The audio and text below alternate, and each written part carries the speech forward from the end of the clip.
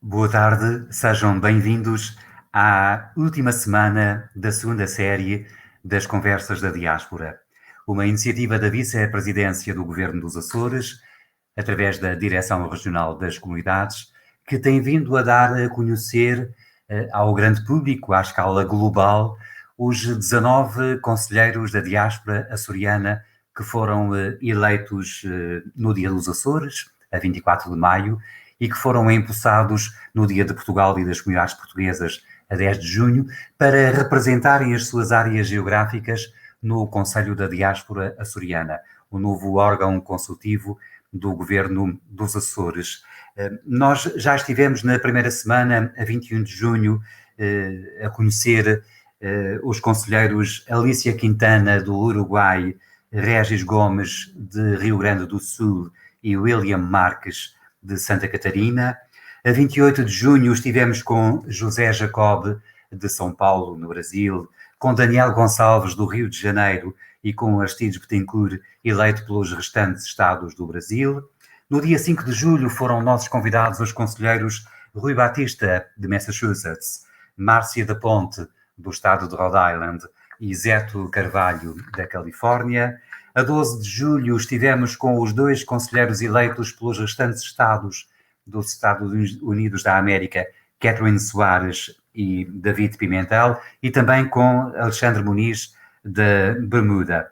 Na semana passada, na segunda-feira, 19 de julho, foram nossos convidados os conselheiros Métio Correia, de Ontário, Vítor Faria, do Quebec, e Paulo Jorge Cabral, de Manitoba, os três do Canadá. Nesta última semana vamos conhecer o conselheiro Eduardo Betancourt Pinto, eleito pela província da Colômbia Britânica, também no Canadá, a conselheira Manuela Menezes, eleita para representar o continente português e a região autónoma da Madeira, e finalmente o conselheiro Eduardo Borba da Silva, eleito em representação dos açorianos dispersos pelo resto do mundo, digamos assim, ou seja, aqueles que não estão nas grandes áreas históricas e tradicionais, as mais representativas da imigração açoriana. Também tínhamos previsto, e de resto anunciado, ter aqui hoje a presença do conselheiro Carlos Eduardo de Almeida, eleito em representação das restantes províncias do Canadá.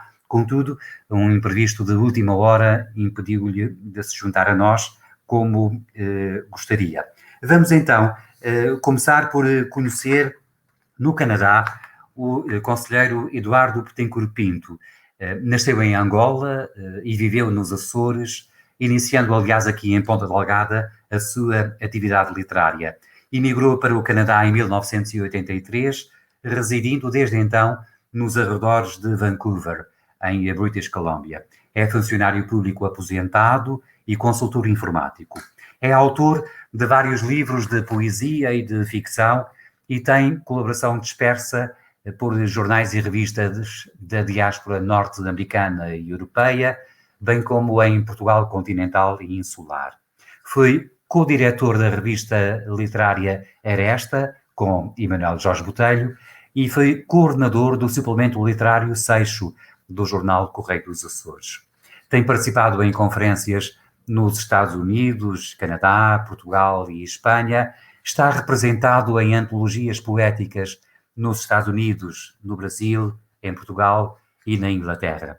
Em 2008, foi galardoado com o prémio Copa no Canadá, instituído pelo Congresso Luso-Canadiano a nível nacional. Está connosco a partir de Vancouver, Eduardo Betancourt Pinto. Muito boa tarde, bom dia ainda, são menos 7 horas na Colômbia Britânica.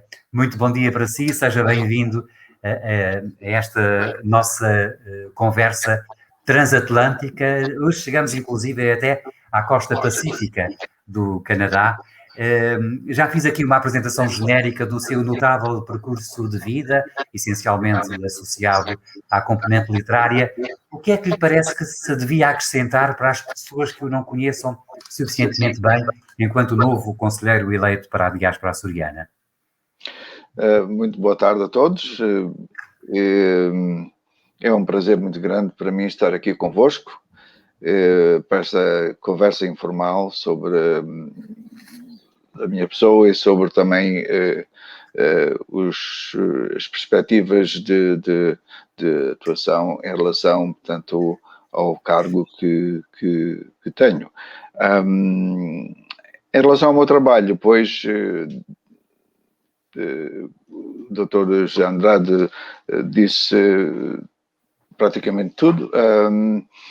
Eu tenho estado muito ligado aos Açores em termos culturais e literários. Portanto, quando estive em Ponta Delgada, como referiu, participei, portanto, em atividades literárias. Estive com Manuel Jorge Botelho na codireção da revista Aresta. Fizemos, inclusivamente, o último número de uma revista que foi, agora não me ocorre o título, Santos Barros e Urbano Betancourt, que era feita em Lisboa. Depois passamos a fazê-la, mas infelizmente só fizemos um número e foi o último.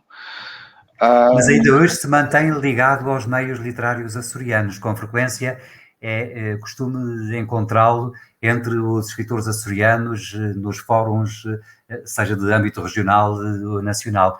Não perdeu, espero que nunca perca, essa sua ligação literária à nossa região? Não, de maneira nenhuma. Eu tenho sempre muito interesse em estar ao corrente do que se passa nos Açores, a esse nível e não só. Só que, de facto, com a pandemia as coisas desaceleraram muito e as iniciativas cessaram temporariamente, de maneira que tem havido assim um certo silêncio em relação a isso. Eu gostaria de acrescentar que, além dessas atividades, tanto ao nível literário, das revistas e nas publicações de jornais, como, por exemplo, a página Seixo no Correio dos Açores, tive também uma revista literária na internet por alguns anos, chamava-se Seixo Review.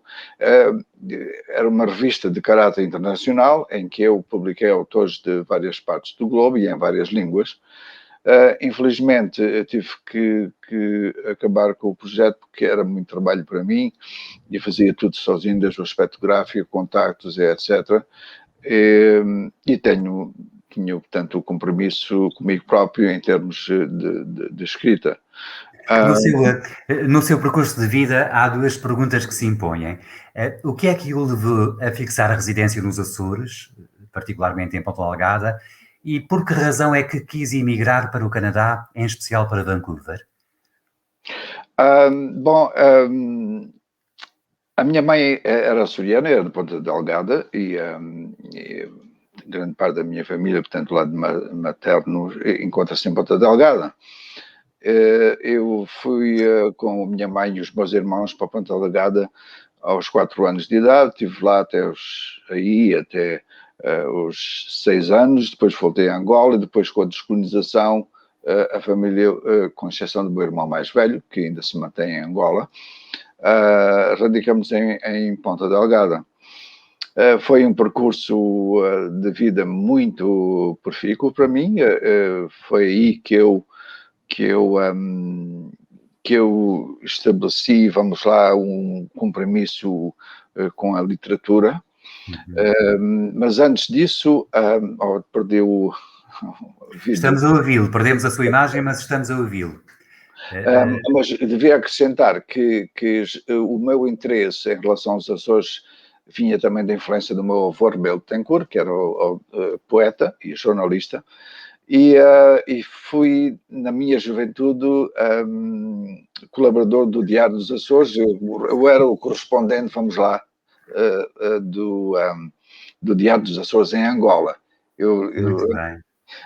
Conselheiro Eduardo Betancourt Pinto, nós já voltaremos ao contato consigo. Aliás, estamos durante toda esta emissão em conversa simultaneamente a partir da Colômbia Britânica, do continente português e da Noruega, mas vamos agora até Lisboa conhecer a conselheira Maria Manuela Lemos de Melo Menezes, que foi eleita em representação dos açorianos radicados em Portugal continental e na região autónoma da Madeira. Nasceu na cidade da Horta e vive exatamente no continente português.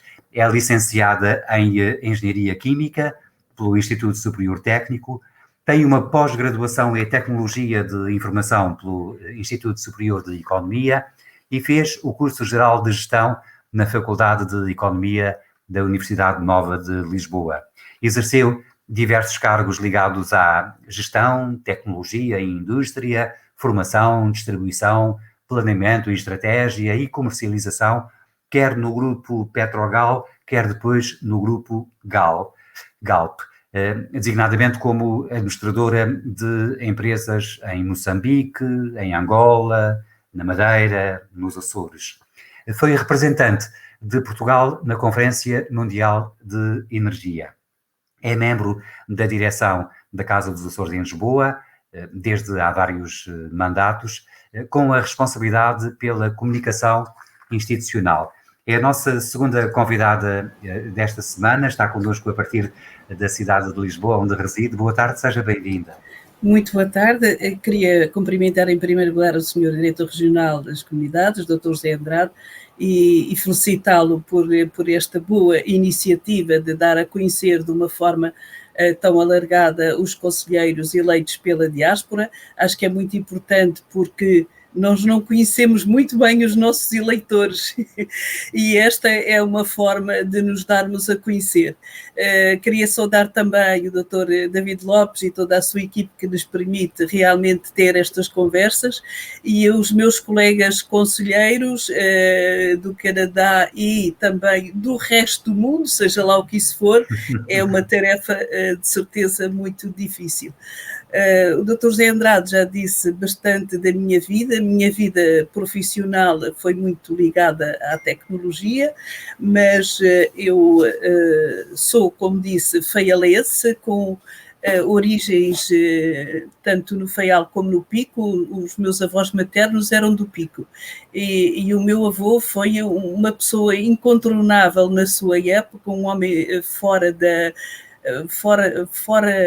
à frente nas ideias que tinha e nas atividades que desenvolveu, e o meu avô paterno foi responsável pelos cabos submarinos na Horta e teve um papel tão importante que foi condecorado pelo rei Jorge V pelo aquilo que fez. E, portanto, eu tenho uma família de que me orgulho imenso. Ainda mantenho muita família nos Açores, onde vou com enorme frequência, e até uma filha que não nasceu nos Açores resolveu ir viver para os Açores e é neste momento que lá reside. Portanto, as minhas idas aos Açores são muito frequentes por estas razões, mas também porque gosto muito de lá estar e tenho muitos amigos. Eu fiz parte do liceu na Horta e a outra parte em Ponta Delgada. Daí que tenha um leque muito grande de amigos de várias ilhas que frequentavam estes liceus. A minha vida profissional foi muito sempre ligada a empresas petrolíferas. Isto fez-me andar um pouco por todo o mundo, e em especial em África, mas também tive o prazer de ser eu a constituir as empresas Galp Açores e Galp Madeira, ou seja, um pouco regionalizar a gestão empresarial. E isso também foi uma coincidência, mas deu-me enorme prazer. E continuo a minha ligação aos Açores, não só por ter muitos amigos açorianos. Há um grupo de amigos que se encontra praticamente todos os dias, todos são açorianos e de várias ilhas, e todos os dias trocamos informação sobre muitas coisas. Eu faço o possível e recebo todos os dias toda a imprensa açoriana. Sou membro do Núcleo Cultural da Horta e vou tendo também sempre informação sobre as atividades culturais que muito me interessam. E a minha ligação aos Açores mantém-se muito pela ligação à Casa dos Açores em Lisboa, de que tenho feito parte de várias direções, agora muito ligada à comunicação neste momento, e como na Casa dos Açores também estão instaladas outras associações, como a Associação dos Antigos Alunos do Liceu da Horta, a Associação dos Antigos Alunos do Liceu Antero de Quental, em Ponta Delgada, está também, é sede da TUCA, que é a Tuna Universitária Açoriana. Portanto, tenho um leque muito grande, felizmente, de açorianos a que estou ligada. A Ou seja, razão, sente-se sempre ligada aos Açores. Pode, uma sempre ligada, açoriana aqui nascida, mesmo residindo há muitos anos é fora verdade, da região, manter essa ligação permanente, não apenas afetiva, mas até informativa. Hoje em dia, com as novas tecnologias que, aliás, a exatamente, senhora engenheira muito bem exatamente, domina, é fácil estar nos Açores o tempo inteiro. Não é estando aqui verdade, sequer. é verdade. E, portanto, esta ligação faz-se muito por via das atividades que desenvolvemos. Eu penso que a razão porque quando eu vim para Lisboa, se vinha para Lisboa, é diferente da maioria dos outros açorianos da diáspora que foram muitos por razões económicas e das catástrofes que houve nos Açores, etc. Eu vim estudar, porque na altura nem sequer havia a Universidade dos Açores e, portanto, muitos açorianos vinham estudar. E também essa necessidade de nos virmos a encontrar com pessoas, raízes comuns, etc. Portanto, as atividades que desenvolvemos têm muito a ver com este tipo de saída dos Açores. As atividades culturais são a grande atividade da Casa dos Açores, é aí que nos encontramos, que fazemos lançamentos de livros, que falamos de literatura, que se faz concertos, etc., mas não deixamos de ter algumas das nossas festas tradicionais, como as festas do Espírito Santo, que fazíamos todos os anos, tentando replicar à escala o que se faz nos Açores, infelizmente interrompido pela pandemia, mas que pretendemos reativar brevemente. Aí está a importância de uma Casa dos Açores, seja na capital portuguesa, seja em qualquer comunidade da diáspora no estrangeiro, como polo aglutinador, dinamizador, dignificador até também dos açorianos dispersos pelo mundo. Verão que nós temos hoje nesta última conversa, pelo menos desta segunda fase, 3 conselheiros com um currículo notável. Já vimos também aqui o caso da senhora engenheira Manuela Menezes. Vamos agora de Lisboa até Oslo, até à Noruega, ao encontro do conselheiro Eduardo José Borba da Silva, que foi eleito para representar o resto do mundo no Conselho da Diáspora Açoriana. Nasceu em Angra do Heroísmo e vive na Noruega. É mestre em Direito Comunitário do Trabalho pela Universidade de Leicester, do Reino Unido, e licenciado em Direito Público pela Universidade de Oslo, na Noruega. Tem ainda o curso de História e Cultura Sami, o curso preparatório de Filosofia, o curso de Fonologia e Linguística, o curso em Técnicas de Comunicação e Negociação e o curso avançado de Gestão, entre outras formações académicas. Reside na Noruega, no município de Tromsø, onde já exerceu, aliás, funções políticas como deputado municipal, como vereador, como presidente da Comissão de Planeamento e Urbanismo e também como presidente da Comissão de Desenvolvimento Estratégico, entre outras. É jurisconsulto e professor universitário de Direito. Foi presidente da Sociedade Cultural Luso-Norueguesa, presidente do Conselho Regional das Migrações e diretor do Centro Norueguês de Educação Contínua, entre outros cargos. Mesmo vivendo na Noruega, é sócio do Instituto Açoriano de Cultura e do Instituto Histórico da Ilha Terceira e mantém uma crónica semanal, aliás, muito apreciada, no jornal Diário Insular de Angra do Heroísmo. Senhor professor, muito boa tarde, bem-vindo também, a partir da Noruega, a esta nossa conversa transatlântica que hoje aqui fazemos.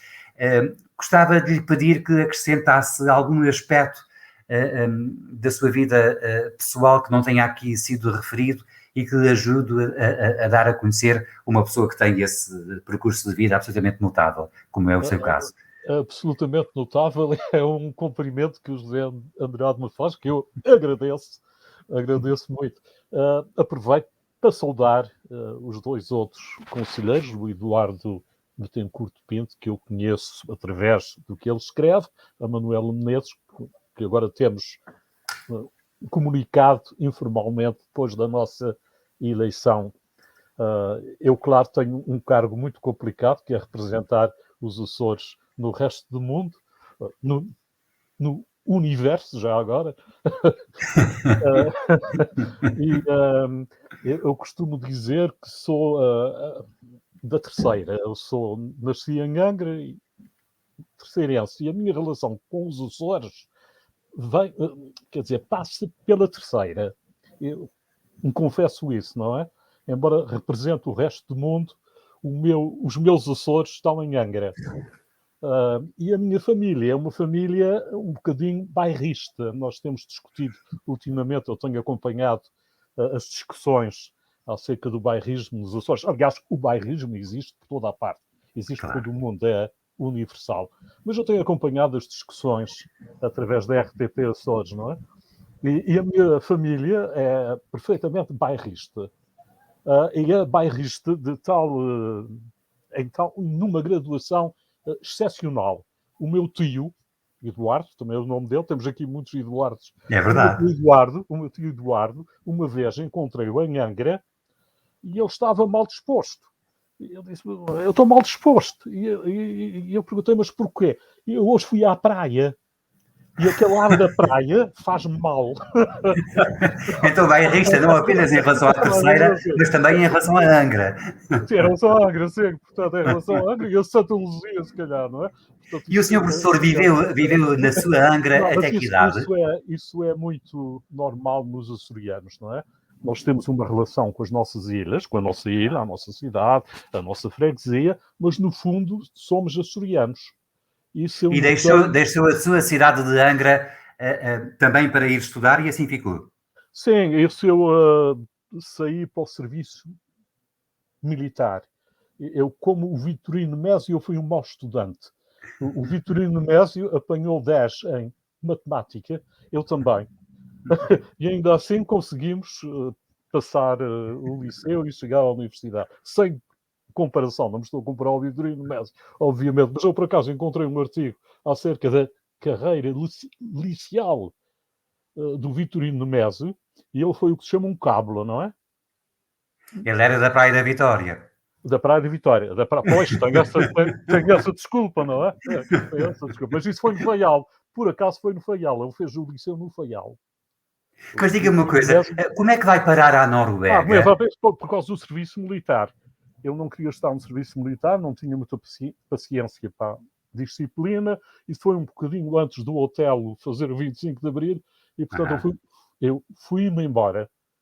Eu escrevi uma carta ao meu chefe, um comandante, a dizer que não estava de acordo com a disciplina militar, etc, etc. E fui isso aí.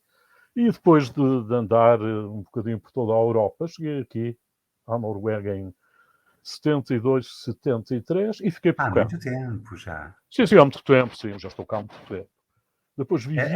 E integrou-se de tal forma na vida local que, e esse é um caso raro, chegou a exercer, como vimos, várias funções políticas de âmbito local na sua cidade norueguesa. Sim, na cidade onde eu agora estou a viver em Oslo, mas antes de viver em Oslo vivia em Tromsø. E Tromsø é uma cidade que fica, portanto, nas regiões árticas. Fica mais ou menos 2 horas de avião aqui de Oslo. Portanto, a 1600, 1700 quilómetros aqui de Oslo. E fica Mas não é fácil, com certeza, para um português dos Açores, da Terceira, de Angra, ser eleito autarca numa cidade da Noruega.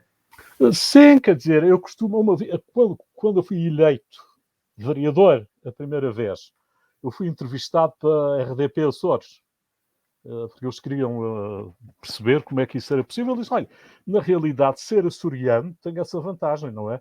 Porque nós açorianos estamos habituados a lidar com as rivalidades entre as ilhas. E no norte da Noruega existem rivalidades entre as cidades.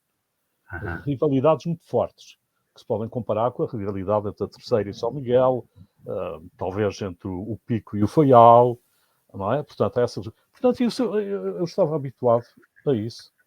E depois há sempre a questão das coisas inesperadas que acontecem, não é?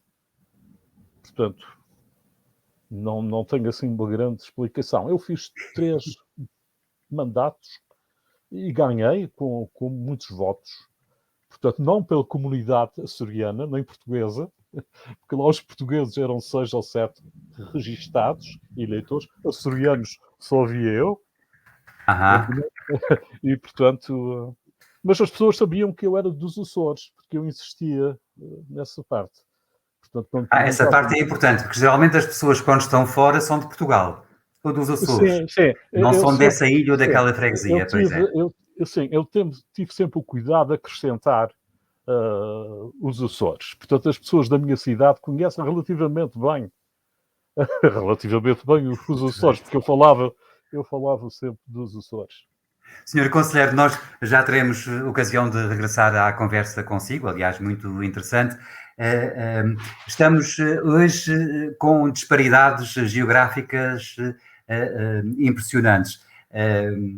Por exemplo, com a conselheira Manuela Menezes no continente com mais 1 hora do que os Açores, como se sabe, o conselheiro Eduardo Borba da Silva com mais 2 horas na Noruega, mas o conselheiro Eduardo Betancourt Pinto está com menos 7 horas na Colômbia Britânica, já na costa pacífica do Canadá. Estamos, aliás, a ter alguma dificuldade de ligação informática com ele, tentaremos restabelecer a todo o tempo. Regresso, entretanto, a Lisboa para pedir à senhora conselheira Manuela Menezes, ou melhor, vamos aproveitar agora a ligação a Vancouver, que eu creio que está em boas condições para retomarmos a conversa com o conselheiro Eduardo Betancourt Pinto. Creio que estará em condições de poder voltar a entrar. Ainda não. A todo o tempo se tentará. Vamos até Lisboa, ao encontro da conselheira Manuela Menezes, para lhe pedir que, já se tendo apresentado, e muito bem, do ponto de vista pessoal, nos apresente agora um pouco da comunidade açoriana que se encontra de alguma forma dispersa no continente português. Por muito difícil que seja, de que forma é que nós podemos caracterizar os açorianos, quer individualmente, quer em termos comunitários, que se encontram radicados desde logo em Lisboa, mas também um pouco por todo o continente, no norte, como se sabe, também no Algarve, na região centro, já para não falar na Madeira. Os açorianos que saem dos Açores, mas que não saem de Portugal, são diferentes dos outros que vão para o estrangeiro? Eu acho que diferentes não serão, mas têm motivações diferentes para a sua saída e a proximidade aos Açores nunca os desliga muito das suas ilhas e das suas famílias, etc. Portanto, a maior parte dos açorianos vieram para o continente por razões, primeiro, como estudantes, muitos vieram por essa razão. Muitos foram para Coimbra, que era a cidade que mais atraía os estudantes açorianos. Aliás, ainda hoje, os estudantes que fazem preparatórios na Universidade dos Açores depois fazem a segunda parte do curso em Coimbra. Portanto, há muitos estudantes, muitas pessoas que têm uma ligação muito forte a Coimbra, e até há uma antiga associação dos antigos alunos das universidades de Coimbra, com a qual a Casa dos Açores em Lisboa tem uma relação muito próxima, porque muitas dessas pessoas são açorianos. É curioso. Portanto, as pessoas vieram basicamente por razões de trabalho e para estudar. Mantêm muitos laços pelas afinidades que têm e também pela proximidade. Muitos de nós passamos férias nos Açores, vamos lá com muita frequência, encontramos lá e mantemos esses laços às nossas ilhas. É curioso. Situação diferente vive-se certamente na comunidade açoriana da província de British Columbia, por exemplo.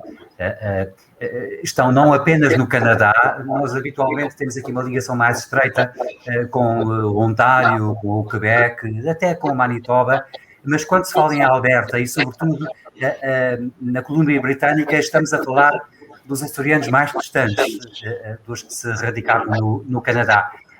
Isso fará diferença? Sentem-se aí um pouco esquecidos e distanciados relativamente aos demais açorianos que escolheram o Canadá para viver? Eu acho que é uma questão de logística e também porque, portanto, a integração dos açorianos aqui na colónia britânica é talvez mais acentuada, porque há uma dispersão muito grande entre os portugueses e não há muitas associações comunitárias que reflitam essa necessidade. Entretanto, as pessoas vão se aproximando mais da acessibilidade canadiana e a própria comunidade portuguesa vai se dispersando. No seu caso, por exemplo, e nós tínhamos ficado justamente nesta questão quando perdemos a ligação consigo, que motivação é que teve para emigrar não apenas para o Canadá, mas particularmente para a costa do Pacífico? Bom, eu considero-me em certo aspecto um nómada. Tenho necessidade de estar sempre, vamos lá, entre aspas, na estrada, porque a vida é muito curta e há muito que ver, há muito que aprender, há muito que apreciar. E também porque no trabalho que eu faço, em poesia e ficção, tenho necessidade de sentir uma certa nostalgia dos lugares para poder ser mais íntimo com a minha própria escrita, com a minha maneira de ser, porque comecei a viajar muito cedo, portanto aos 4 anos deixei um mundo africano para me inserir no mundo açoriano, e isso criou uma certa dispersão emocional. Ainda hoje, em conversa com os meus irmãos, eles sofrem dessa particularidade, que é o nomadismo emocional, vamos lá ver, quando não é físico. Eu comecei a viajar em Angola aos 12 anos de idade, sozinho, e ainda há pouco tempo disse a um grupo de jovens numa ilha onde eu estive, que é Salt Spring, que eu disse-lhes que eu tenho 18 anos, mas só que o meu corpo envelheceu. Portanto, eu gosto... Um aventureiro com alma de poeta, é disso que se trata. E a sua ligação à comunidade açoriana da Colômbia Britânica, de que forma é que a pode definir? Eu bem sei que os açorianos estão muito dispersos aí, enquanto, por exemplo, a senhora conselheira Manuela Menezes tem aquela ligação umbilical até à Casa dos Açores que facilita. No seu caso, vai-se cruzando com açorianos em Vancouver e não apenas aí? Curiosamente, eu não gosto muito do Facebook, por algumas razões que agora não interessa nomear, mas é interessante notar que a minha ligação aos açorianos aqui, portanto, de British Columbia, tem sido através do Facebook, porque uma parte deles são escritores, poetas, pintores, músicos. Os meus filhos são músicos, por exemplo, e portanto, criamos uma certa comunidade em que vamos partilhando eventos e inclusivamente tem-se inclusivamente com a senhora Cônsul aqui de Vancouver organizado leitura de poesia e nesse aspecto tem sido muito interessante. E sente que as novas gerações, os filhos e netos dos imigrantes, apesar de ser uma imigração recente, oficialmente só desde 1953, e que já se encontram suficientemente integrados no país de acolhimento, em alguns casos até porventura sem dominarem já tão bem a própria língua portuguesa, que nós corremos o risco de os perder a prazo se não forem atraídos para essa causa comum da identidade cultural açoriana? Sim, há esse risco, de facto, porque as gerações mais antigas não têm, infelizmente, por uma questão de cultural, de educação, não têm tido, portanto, a melhor maneira de comunicar às novas gerações os valores culturais dos Açores, e isso, nesse aspecto, acho que há muito trabalho a fazer. As novas gerações, aquelas que são mais cultas e que estão perfeitamente integradas e que se reclamam de canadianos por terem nascido aqui, por terem, portanto, sido educados cá, e etc., têm uma certa visão muito, vamos lá, não gostaria de usar esta palavra, mas vou usá-la, retrógrada em relação aos Açores. Portanto, há que criar, dinamizar meios de dar a conhecer os Açores como são. Os Açores contemporâneos. Exatamente, às pessoas que não vivem no tempo atual, mas vivem no tempo de há 50 anos atrás, em que não havia internet, não havia os meios de comunicação que há hoje, não havia as possibilidades de intercâmbio, e os Açores não são aquilo que são partilhados pelas gerações que infelizmente não têm os meios educacionais para delegarem esse valor. É verdade. A verdade é essa, é que tudo vai mudando. Os Açores mudaram muito nos últimos anos, como se sabe, mas a própria imigração mudou ela também. Nós, de alguma forma, também já não temos apenas aquele movimento migratório, que agora está muito reduzido, como se sabe, para a América do Norte e do Sul. Nos últimos anos vamos verificando movimentos mais para a Europa, para diferentes países da Europa.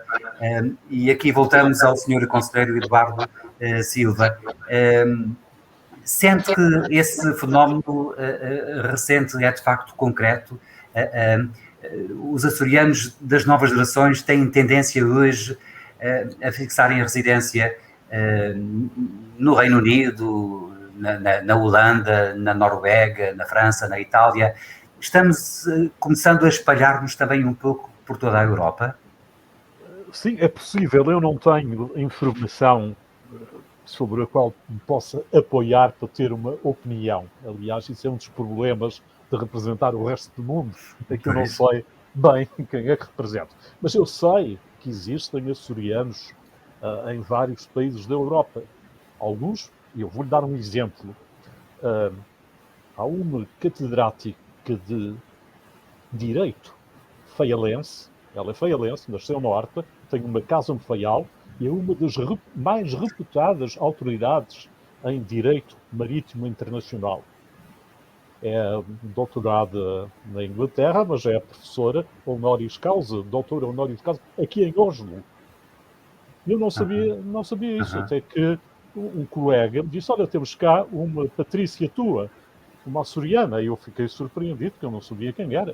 E depois é que ela chama-se Rosa Greaves, é faialense, e é catedrática da Católica em Portugal, é catedrática em Londres, foi diretora da Faculdade de Direito da Universidade de Glasgow, portanto, é uma sumidade nos termos de direito comunitário. Cá está um bom exemplo que certamente se replica, sabe-se lá onde, exatamente. de outros casos assim um pouco por toda a Europa, não é?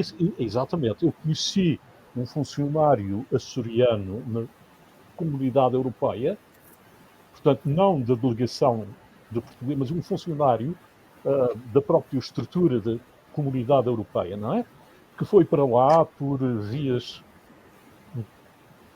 travessas. Ela é funcionária, aliás. Ela é das Flores.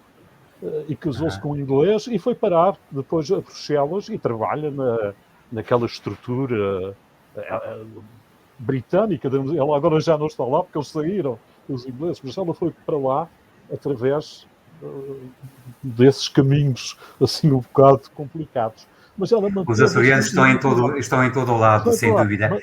Isso já é difícil, por exemplo, irem para os Estados Unidos e para o Canadá por causa da diferença da língua. Imagine ir para alguns países da Europa, como por exemplo a Noruega. Aí a barreira da língua inicial é ainda mais significativa, certamente. Sim, é uma barreira para todos, não é? Aliás, para os açorianos que vão para os Estados Unidos ou para o Canadá é a mesma coisa, não é? Depois, é claro, no meu caso específico eu sou um bocadinho diferente, eu não posso comparar a isso, porque a integração de uma pessoa que vem para cá sozinho, não é? É diferente, obviamente. Até é uma vantagem, de certa maneira, porque a pessoa que integra uma comunidade fica lá, pode ficar num gueto, não é? Portanto, a pessoa evita os contatos, e uma das coisas boas das casas dos Açores, das comunidades, é isso, manter a identidade. Por outro lado, dificulta, também a integração, não é? Sim. Portanto, é uma espada com dois gumes, digamos assim, não é? Mas o senhor sente-se imigrante açoriano na Noruega? Sim, Há um pouco a ideia pré-concebida de que o imigrante vai para os Estados Unidos e para o Canadá. Mas um açoriano, alguns na Europa, tem certamente o mesmo sentimento de estar fora da sua terra, como é óbvio. Sim, isso é uma coisa que eu noto quando encontro outros açorianos, são raros, não é? Mas encontros, um que está na França, ou em Bruxelas, ou na Inglaterra, como a Rosa Maria. Portanto, temos esse contato, temos essa identidade que é bastante forte nos açorianos, mais que nos portugueses. Muito mais que nos portugueses, porque nós temos, por exemplo, estava a falar da Rosa Greaves, ela diz, tenho que ir ao Faial para ir comer as minhas sopas. Quem ouve isso não percebe o que é que ela está a dizer, não é? O que é que essa mulher quer ir ao Faial comer sopas? Isso é o Espírito Santo, não é? Portanto, embora a nossa ligação umbilical, além do mais, tem uma base identitária cultural, base, e isso faz toda a diferença, com certeza. É muito forte. E depois temos a literatura açoriana, não é? Está aqui o Eduardo Tencourt de Pinto, que contribui para isso. Os literatos açorianos têm feito um trabalho interessante nesse aspecto, não é? E mantém ali uma identidade bastante forte.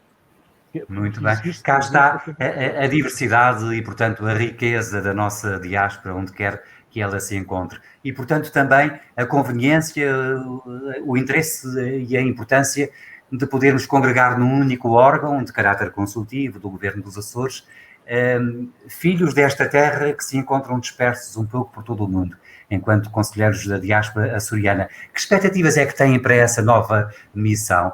Nos próximos 4 anos vão estar a representar, digamos assim, os vossos conterrâneos na vossa área geográfica, num órgão de consulta do Governo dos Açores. É bom que se diga que o fazem graciosamente.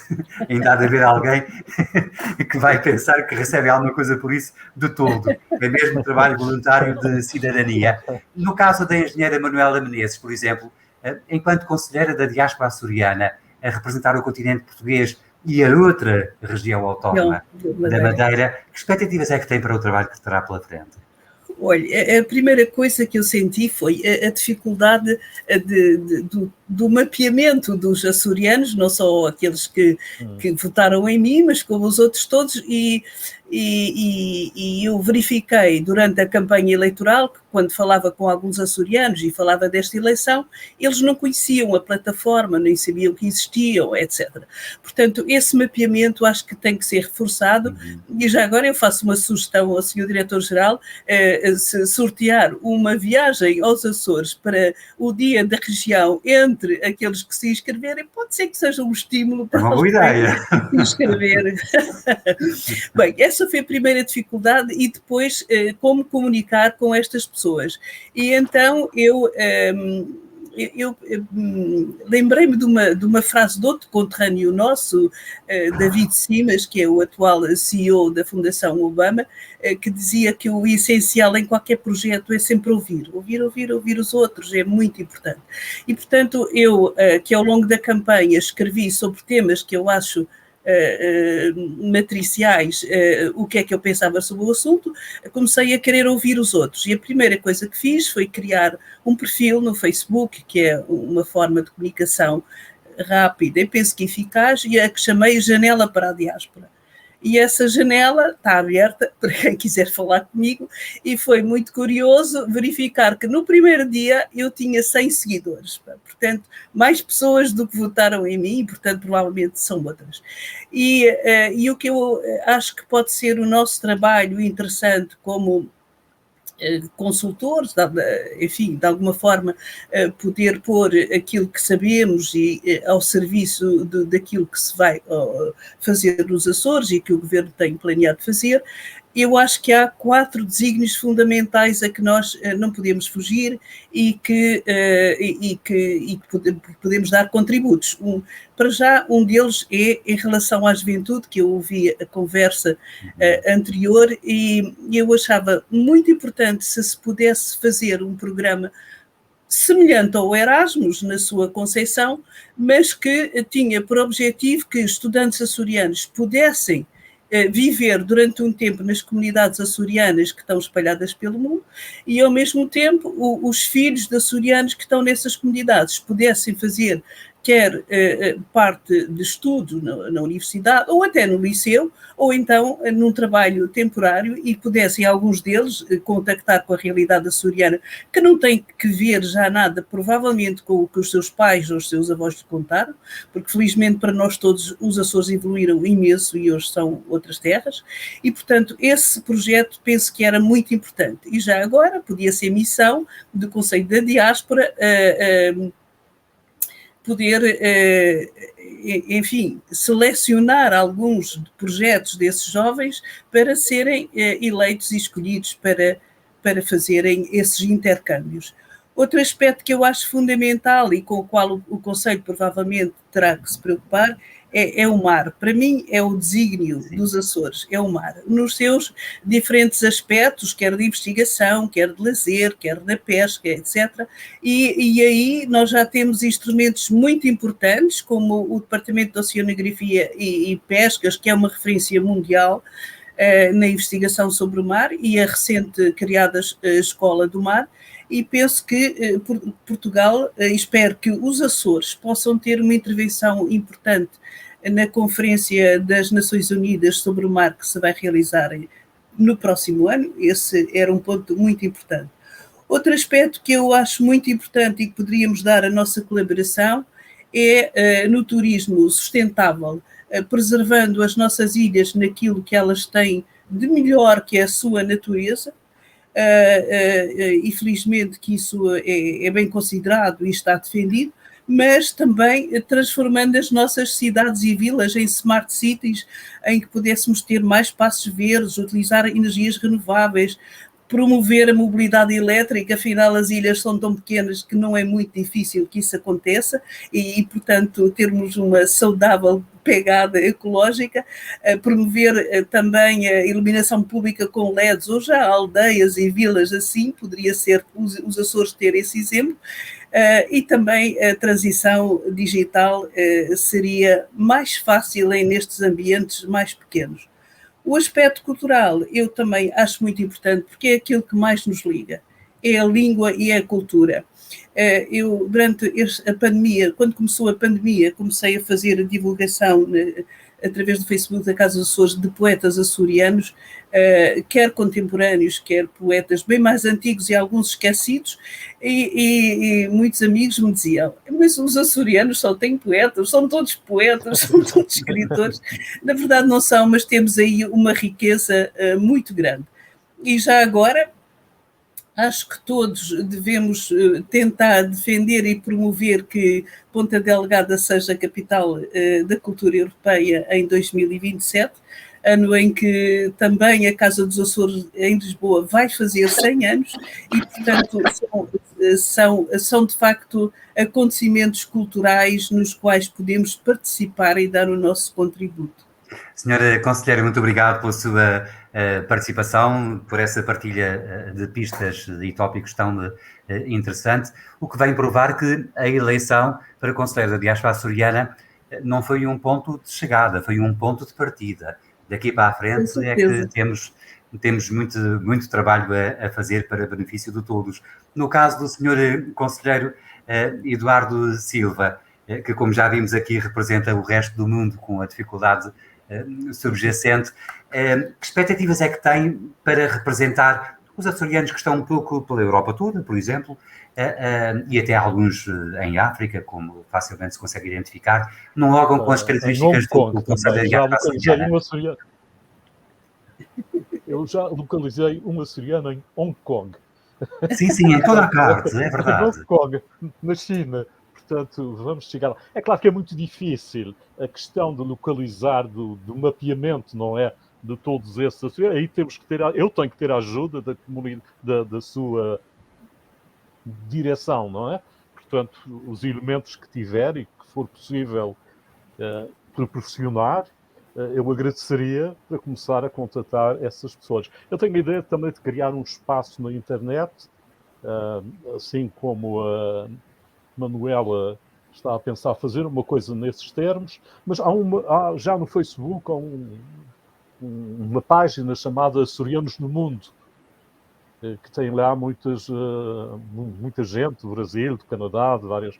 Portanto, já existe essa página do resto do mundo, mas aquilo é um bocadinho anárquico, não é? Como são as coisas na internet. Vamos a ver o que é possível. Agora, o que eu acho importante, para mim, estou a falar do meu ponto de vista pessoal, é também que o Conselho da Diáspora Açoriana seja um espaço crítico em relação ao papel dos Açores no mundo. É que os açorianos que estão nos Açores, por vezes, não compreendem o isolamento em que estão, em termos internacionais, não é?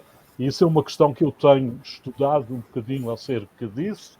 Eu tenho estudado, por exemplo, as Ilhas Faroé, como é que se movimentam no espaço internacional. As Ilhas Faroé são uma região autónoma da Dinamarca, com características semelhantes aos Açores. Tem uma Assembleia Legislativa Regional, etc. Agora, tem uma implantação internacional sem ter uma diáspora, não é?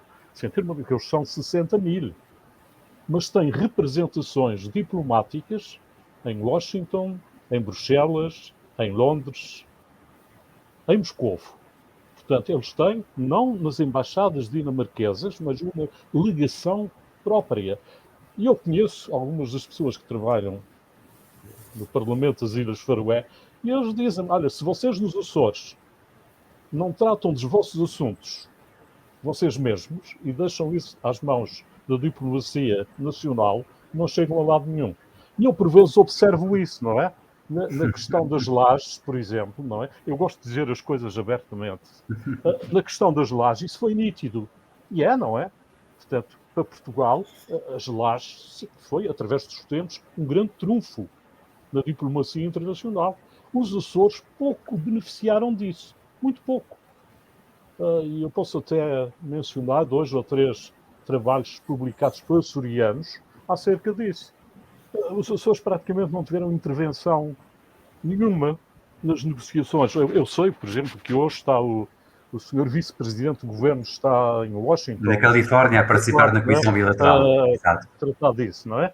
Mas o trabalho que se faz antes, que é primordial, que é essencial, esse trabalho tem que ser feito de outra maneira. Os Açores não estão a trabalhar bem nesse aspecto, não é? Portanto, e por isso é importante podermos recolher a opinião, cá está, dos açorianos do exterior da região, que até têm uma perspectiva, porventura, menos cúmplice e por isso até, quem sabe, mais real do papel dos Açores no mundo, porque olham-nos de fora para dentro, conhecendo bem a situação de dentro, como nós. Ganham aqui uma dupla perspectiva e por isso é importante a participação de todos vós nesse Conselho da Diáspora Açoriana. Está visto até pelo interesse da participação que nos fez perder a noção do tempo. Nós já ultrapassamos, inclusive, o tempo previsto para a nossa conversa. Eu gostava de retomar o contacto com Vancouver, com a Colômbia Britânica, com a Costa Pacífica do Canadá, com o conselheiro Eduardo Betancourt Pinto, que eu creio que, mais uma vez, perdeu o contato connosco. Em todo o caso, e não sendo possível, fica aqui um agradecimento a todos, aos 3 conselheiros que estiveram connosco, a todas as pessoas que nos acompanharam nas semanas anteriores e nesta em particular, à equipa técnica da Direção Regional das Comunidades, neste caso na pessoa do Dr. David Lopes, enquanto coordenador do Núcleo de Apoio às Comunidades, por ter tornado tecnicamente possível esta nossa iniciativa. Vamos agora interromper, apenas durante o mês de agosto, esta série de conversas que numa fase inicial foram dedicadas às Casas dos Açores e na fase que agora termina, dedicadas aos conselheiros da diáspora açoriana. No final do ano, a partir de setembro, vamos também conhecer um pouco a comunicação social e as organizações sociais que existem um pouco por toda a nossa diáspora, através deste formato que tem vindo a revelar-se interessante para todas as partes. Muito obrigado mais uma vez pela vossa participação.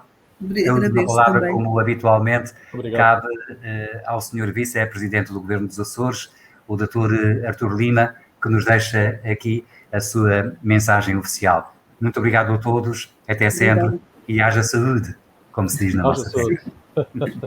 Adeus. Deus. Caras e caros amigos, aproveito para vos felicitar pela vossa eleição como conselheiros da diáspora e desejar-vos as maiores felicidades no vosso mandato que agora se inicia, a bem dos Açores e a bem das nossas comunidades.